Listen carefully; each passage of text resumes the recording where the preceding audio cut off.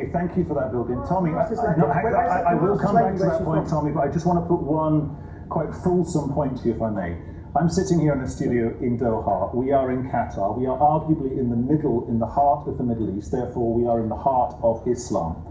Let me just read something to you from the Holy Book, and I want you to react to that, okay? And you can't see me, but I've got a copy of the Quran in front of me.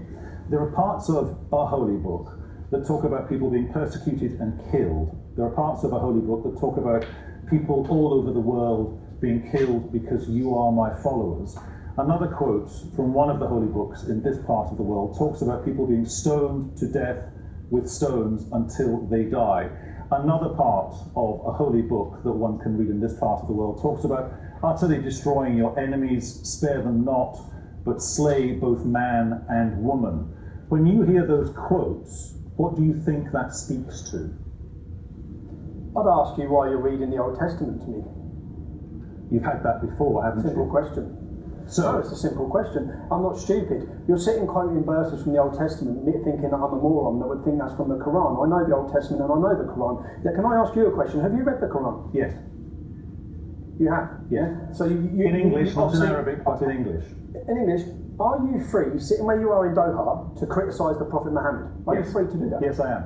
I have had intelligent conversations with my Islamic colleagues on the very... Yep. So you know of the life of Muhammad, yes? You know that he murdered 600 people. You know that he raped. You know that he has... No.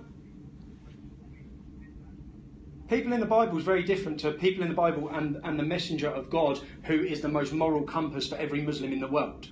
And when he is the moral compass for every Muslim in the world, and he married a 6-year-old child called Aisha, and he raped her when she was 9, I have a problem with that. And when people wish to live as Muhammad did in my country, well, no. The country you're sitting in now, people from Israel are not even allowed to enter it. So if we want to talk about fascism, the country you're in now, people with Israeli passports. But okay, is that untrue? Same subject. Can someone in Qatar leave Islam? Yes. Is apostasy punishable? You don't have to be Islamic to be in Qatar. You can leave the country. You can come into the country if you are Jewish.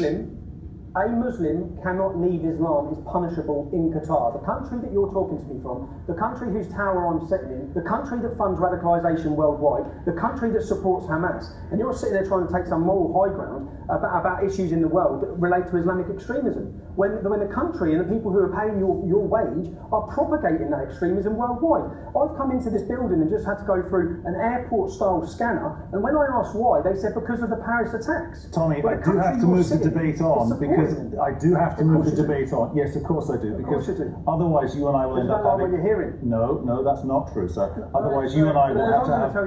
You and I will have to have a conversation down the pub the next time I'm back in London. Alexander, coming back to you. The image...